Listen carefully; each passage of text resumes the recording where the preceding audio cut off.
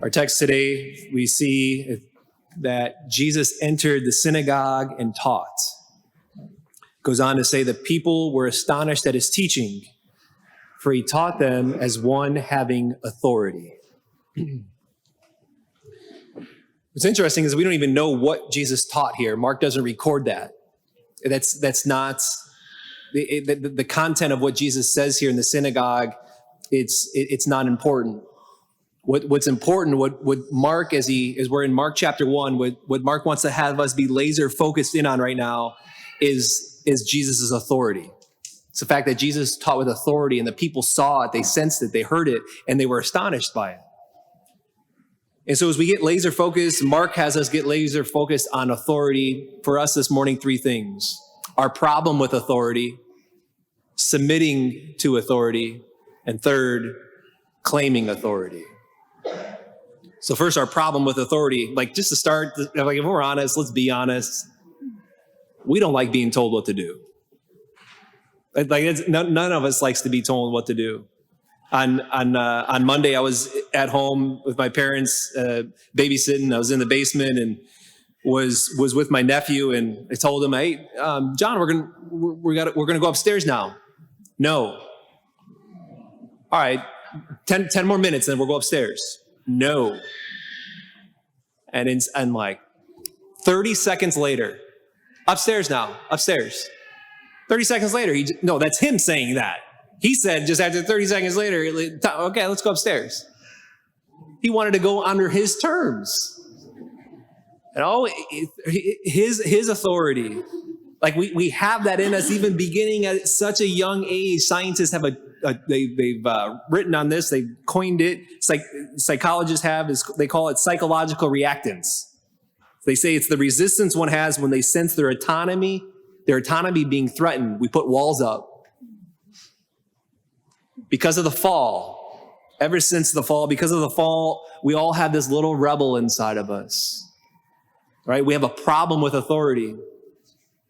C.S. Lewis wrote an autobiography called Surprised by Joy. And in there, he writes about a hurdle that he had as he was an atheist. Before he could make the move to become Christian, he recounts this hurdle that he had. And he says, what mattered most of all was my deep-seated hatred of authority, my monstrous individualism, my lawlessness. No word in my vocabulary expressed deeper hatred than the word interference. Christianity placed at the center what then seemed to me as a transcendental interferer. See, C.S. Lewis got it. He understood, right, that God he had supreme authority, divine authority. And he knew that if he really made the move from atheism to Christianity, he knew that God would interfere with him. He goes on to say, there was no region, even in the innermost depth of one's soul, which one could surround with a barbed wire fence and guard up with a notice that reads, no admittance.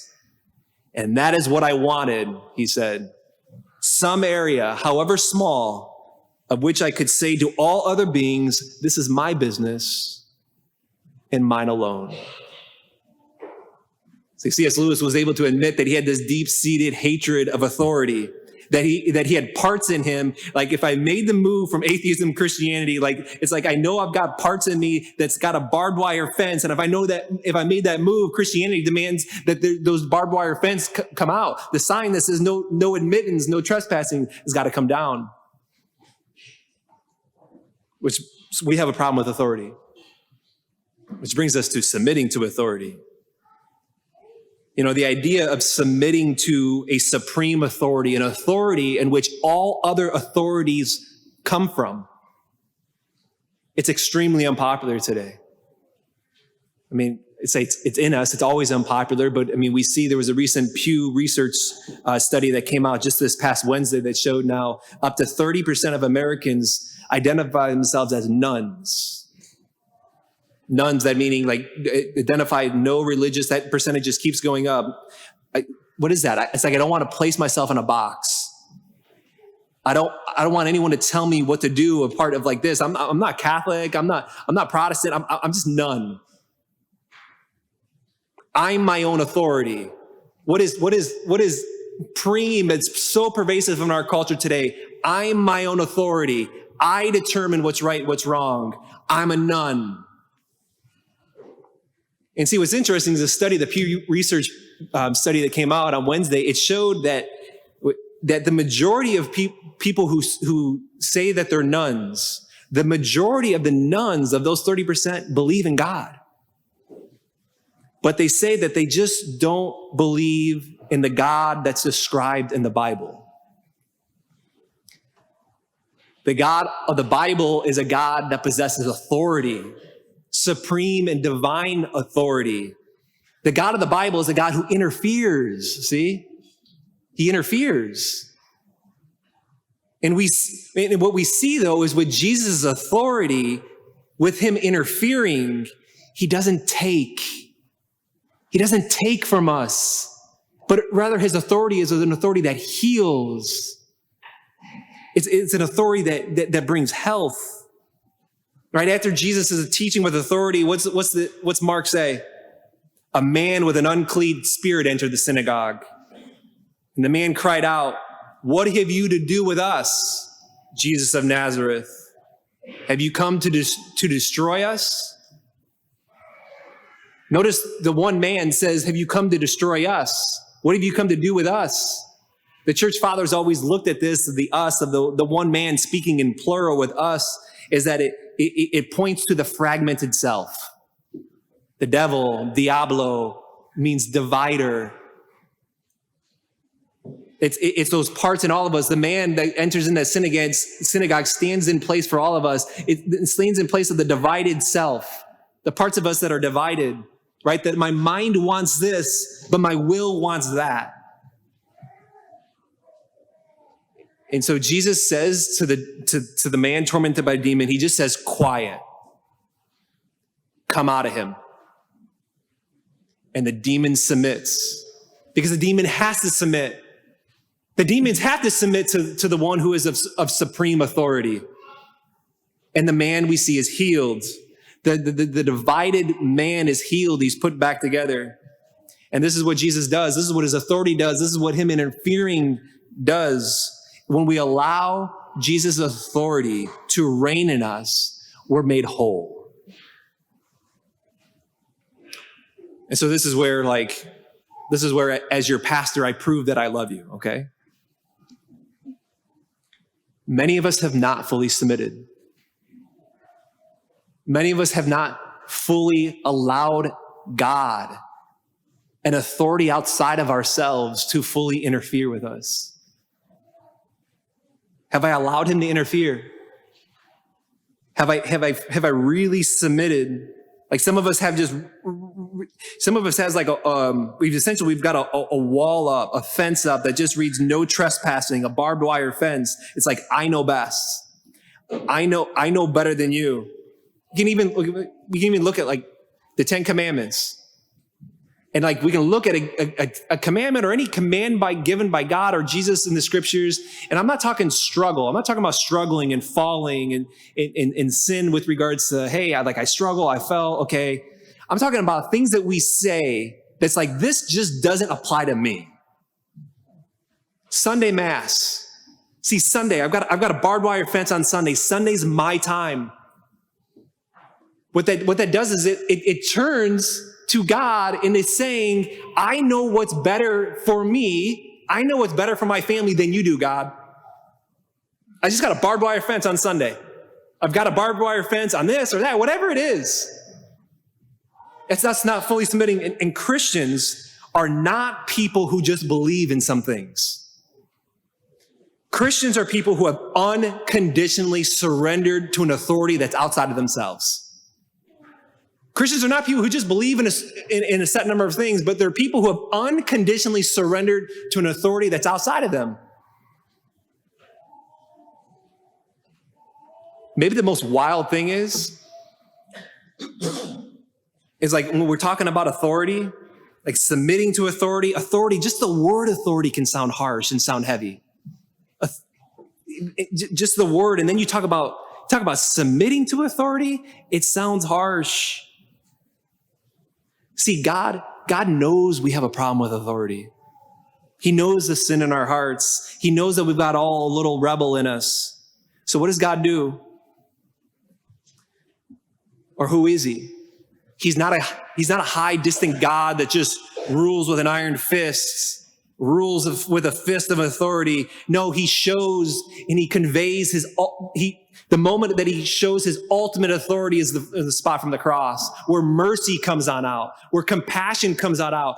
God shows his ultimate authority by becoming weak, becoming obedient. Jesus becomes obedient to the point of death on a cross so that he can come near. He knows we've got a little rebel in us. He knows we don't like to submit to authority. So what does he do? He comes near. He's come close. He gets weak so that we can submit to him because we need to. We need to give our lives over. We need to unconditionally submit to him. See, it's true that we all have a problem with authority, but you know what's also true? Is we all like to submit to authority. We all like to submit to an authority that's benevolent, an authority that's good. If the leader is benevolent that we're under, like submitting to it, we all like to be taken care of. Like somebody who's really good, if I submit to them, I can just relax. I can be at peace. I can be at home. I can put the fence down and I can just trust. We all like to be taken care of. At the end of the day, we all long and in our hearts, we want to submit fully to somebody. If only someone could be ultimately, truly, really benevolent. Somebody be really good. Here's the deal. Most of us have all been burned by authority in some way or another. Like something that's harsh, but if there was something that was really good, an ultimate good, boy, we want to submit to that because we all want to be taken care of. Someone I can trust. See, it requires submitting to an ultimate authority.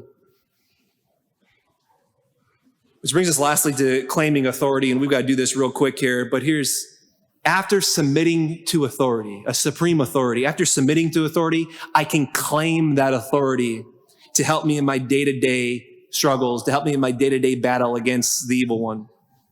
Because here's the deal, just as the demon, the devil, Diablo, the accuser, casually strolled into the synagogue on a Sunday afternoon in Israel, so is the case that he casually strolls in yours and my mind every single day.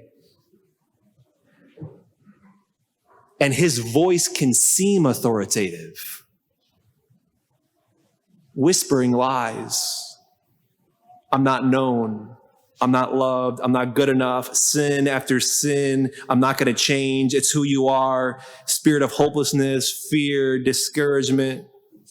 And see, Jesus sets us up to succeed in resisting the devil due to our baptism. Who dwells in us? Christ dwells in us. That's why St. Paul can say, it is no longer I who lives, but Christ who lives in me. We can claim Christ's authority as our own. Like we can claim Christ in his authority. That's why in the Catechism it says, to simply say Jesus, to utter Jesus' words from our mouth, is to invoke him and call him within us.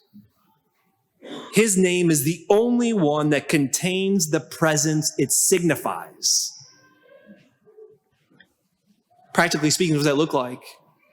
Jesus, I rebuke the lie that I'm not loved, that I'm not worthy, that I'm not good enough, that I'm defined that I'm defined by what I do, that I can't change. I rebuke that name and I rebuke those lies in Jesus' name. Whose authority am I under? Whose authority am I under? Is it your own? Is it my own? Or is it the good, loving, all-powerful God whose authority I'm under? Take down the barbed wire. Take down the sign that says no trespassing, and allow Jesus' authority to interfere in your life. Has he interfered fully? Allow him to interfere, take down the barbed wire fence, and experience life, experience healing, and experience transformation.